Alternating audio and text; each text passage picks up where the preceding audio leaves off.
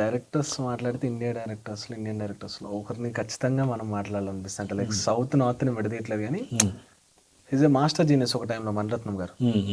ఆయన ఫిల్మ్ చూసినప్పుడు ఏదైనా సీన్ కానీ అరల్స్ సీక్వెన్స్ కానీ రైటింగ్ కానీ మీకు బాగా హిట్ చేసిన థింగ్ అంటే ఏంటి అబ్జర్వ్ చేసింది మీరు? మణిరత్నం గారు చాలా ఉన్నాయి. అంటే కంక్లూడింగ్ ద ఎర్లియర్ క్వశ్చన్, ఇప్పుడు నాలాన్ అన్నారు కదా, నాలాన్ థింగ్స్ అనేవి అంటే Nolan belongs to that cerebral part అండి. సో మీకు Nolan super master director, I agree, but he is not a mass director. మీరు ఆ లెవెల్లో కంపేర్ చేస్తే James Cameron is the mass director.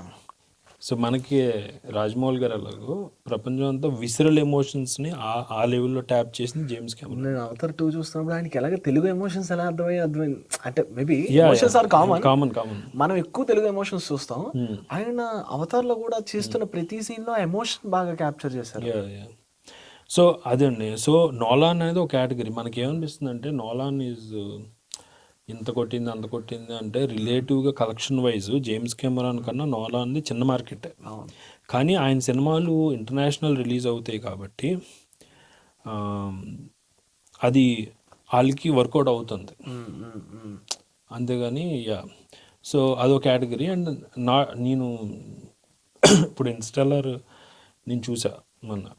Okay, అంతకుముందు నేను చూడలేదు, ఫస్ట్ టైం చూసా. నాకు there are certain gaps of understanding, కొన్ని నాకు అర్థం కాలేదు.